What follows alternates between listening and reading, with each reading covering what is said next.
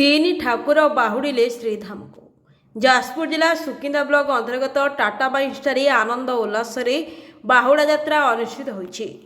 सूचना अनुसार सकाळु मंदिर मंगल आरती सूर्य पूजा मैलम गोपाल वल्लभ नीति और पहड़ पर गोटी पहंडी कर रथारूढ़ कर चतुर्थ मूर्ति रथरे विराजमान कर सारिबा परे सुकिंदा राजा परिवार सदस्य ज्योति प्रकाश सिंह देव छेरा पहरा करथिले।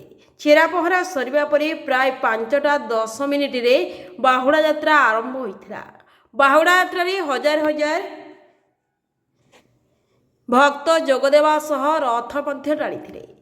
हरिबोल हुलहुली और सांस्कृतिक टाटाबाइंस बड़दाण्ड प्रकम्पित होइथिला। सुकिंदा रिजियन क्रोमाइट खादन मजदूर संघ तरफ भक्त मानक पई प्रसाद व्यवस्था होइथिला। संध्या प्राय 6:30 रथ आसी श्रीधाम पहुंची। जगन्नाथ सेवा समिति पक्षर जगन्नाथ मंदिर परिसर में प्रसाद बंटन करा। Bureau report Odisha.